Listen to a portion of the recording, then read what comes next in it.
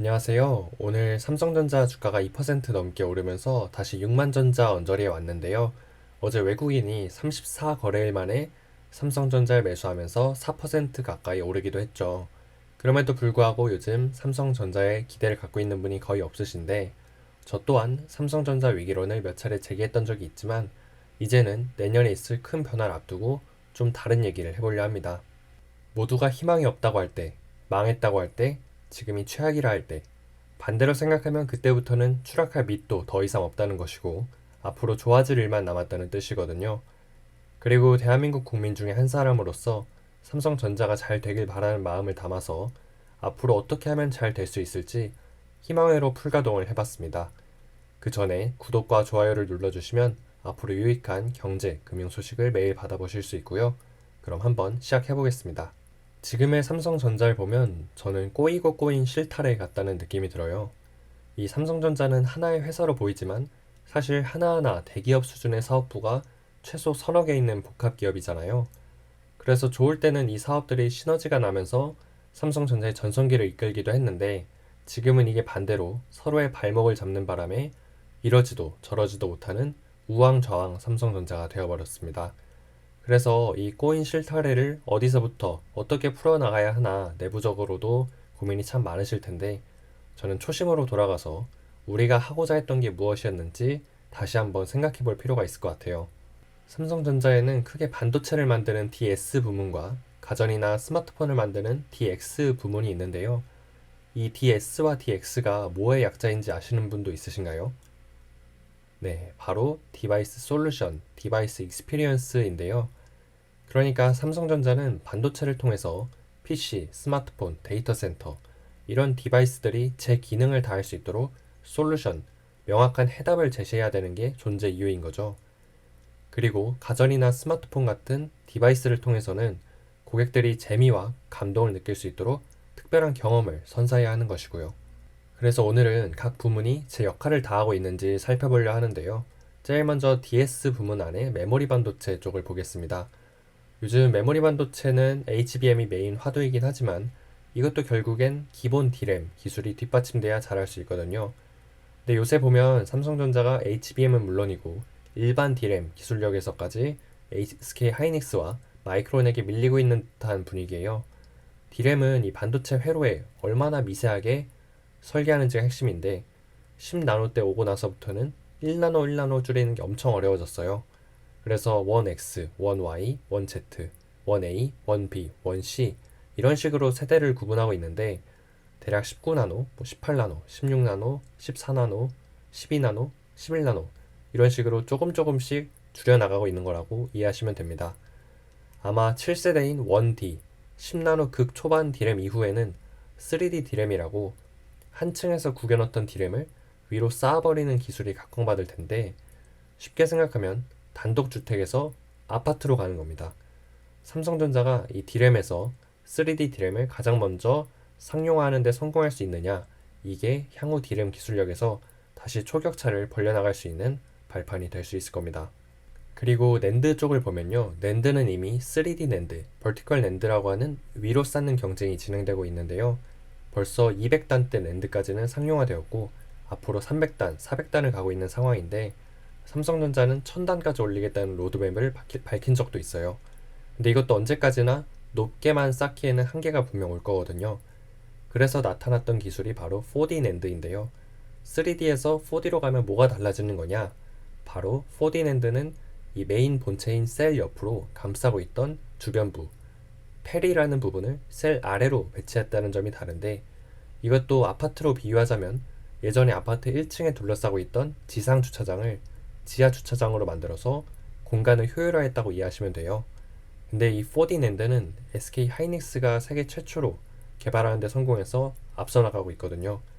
그래서 삼성전자가 낸드에서도 압도적인 1등이 되려면 다시 한번 기술 혁신이 필요한 상황입니다. 다음으로는 시스템 반도체 쪽도 점검해봐야 될 것 같은데요. 메모리 사업부를 제외하면 DS 부문 안에는 시스템 LSI라고 하는 설계하는 사업부가 있고 파운드리라고 하는 생산하는 사업부가 있죠. 이 중에서 삼성전자가 밀고 있는 쪽은 사실 파운드리입니다. TSMC의 유일한 라이벌로 추격하고 있긴 한데 지금은 라이벌이라 하기 민망할 정도로 격차가 많이 벌어졌죠. 그 원인 중에 하나로 한 회사가 시스템 반도체를 설계하고 생산하는 것을 모두 하기 때문이라는 분석도 있는데요.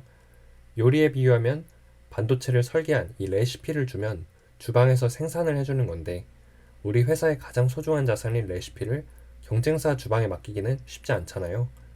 실제로 TSMC는 고객과 경쟁하지 않습니다라는 운영 지침을 앞세워서 애플, 엔비디아, 퀄컴, AMD 같은 주요 고객사를 유치하는 데 성공했고요.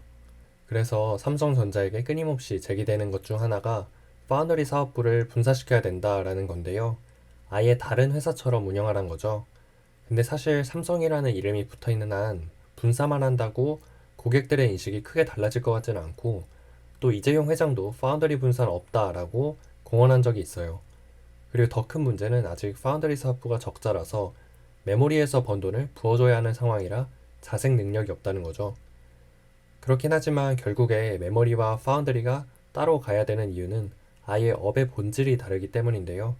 물론 요즘 메모리도 파운드리처럼 고객과 협업해서 주문형 메모리를 만들고 있긴 하지만 파운드리는 실제로 제조업보다 서비스업에 가까운 비즈니스거든요. 하나의 회사처럼 운영하려고 하면 충돌하는 지점이 많이 생기기 때문에 아예 분사하는 게 어렵다면 아예 서로 다른 부문으로 구분해서 다른 리더가 이끌어가는 게 맞는 것 같아요. 물론 이것도 어떻게든 안정적인 흑자 비즈니스로 만들거나 빅테크 같은 회사에서 외부 투자를 유치해야 가능할 겁니다. 마지막으로 스마트폰과 가전을 함께 다뤄보고 싶은데요. 처음에는 DMC 부문으로 통합되어 있던 걸 CE 부문이랑 IM 부문으로 나눠서 운영하다가 다시 DX 부문으로 합쳤거든요. 부문을 나눈다는 건 업종의 특성도 다르고 따로 할 수 있는 게 있으면 서로에게 묶여있지 말고 따로 하라는 건데 반대로 합쳤다는 건 따로 하던 걸 하나로 묶으라는 뜻이잖아요. 그런데 사실 DX 부문으로 통합되고 나서 가전과 스마트폰이 하나로 묶이는 느낌을 전혀 받지 못하고 있어요. 가전은 LG에게, 스마트폰은 애플에게 밀리면서 삼성이 힘을 합치긴커녕 각계전투를 하느라 정신이 없다는 거죠. 그러면 이 삼성전자 DX 부문이 잘 되려면 뭘 해야 될까요? 제 생각에는 AI가 답이 될 수도 있을 것 같아요. 스마트폰에서 폴더블 폰으로 접고 가전에서 비스포크로 개인화하긴 했는데 사실 왜 멀쩡한 스마트폰을 접어야 됐는지 왜 가전을 개인화해야 됐는지 소비자들이 공감을 못한 것 같거든요. 뭔가 이렇게 하면 우리 고객들이 좋아하겠지 하면서 냈는데 처음에는 고객들도 와 신기하다 하다가도 사실 저것 때문에 내 스마트폰이나 가전을 바꾸기에는 너무 오바 같은데 하면서 그냥 기본에 충실한 제품들로 돌아간다는 거죠. 근데 이 AI가 새로운 고객 경험을 제시할 수 있다면 이야기는 좀 달라질 수도 있을 것 같아요. 오늘 서비스를 시작했던 애플 인텔리전스도 보면 별거 없었거든요. 그리고 삼성전자가 이 최초의 AI 스마트폰, 최초의 AI 노트북 이런 타이틀을 먼저 가져가고 있어요. 가전에서도 AI를 탑재하려고 열심히 하고 있고요. 그치만 아직은 스마트폰과 가전을 바꿔야 될 만한 스페셜한 경험을 제시하고 있지 못한 것 같습니다. 그래서 이 AI라는 미제 영역을 개척하는 게 쉽진 않겠지만 이쪽에서 돌파구를 찾지 못하면 희망도 없다라고 요약할 수 있겠습니다. 사실 오늘은 이 기사를 보고 나서 삼성전자 이번 연말 인사를 주목하면 좋겠다는 말씀을 드리고 싶어서 준비했는데요.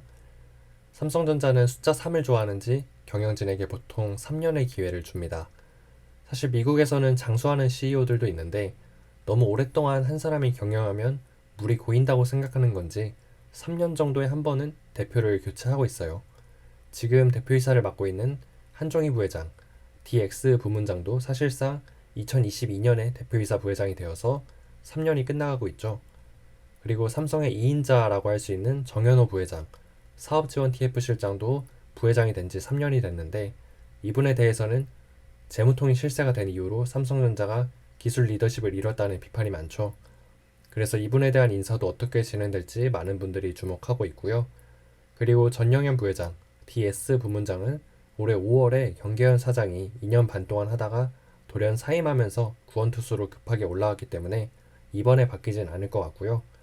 각 부문별로 사업부장 레벨에서 인사도 크게 이루어질 느낌이긴 한데 이와 관련해서는 예전에 말씀드린 적이 있어서 그 영상을 참고해 주시면 좋을 것 같고요. 이 인사라는 게 참 회사가 잘 나가고 문제가 없을 때는 있으나 마나 한 것 같은데 반대로 회사가 잘 안 될 때, 위기 때는 정말 모든 문제의 근원이 인사에 있었구나 싶기도 하죠. 이건희 회장이 쓰러진 게 올해로 10년이 됐다고 해요. 이 말은 곧 이재용 회장이 부회장 시절부터 삼성을 이끌어온 게 10년이 됐다는 뜻이기도 하죠. 그런데 아직까지도 이재용 회장의 리더십에 대한 의문이 끊이질 않고 있습니다. 그래서 이번에야말로 스스로 모든 책임을 지고 가장 앞장서서 경영 혁신을 주도하기 위해서라도 올바른 인사 쇄신을 단행했으면 좋겠습니다. 여러분의 의견도 댓글로 남겨주시고요.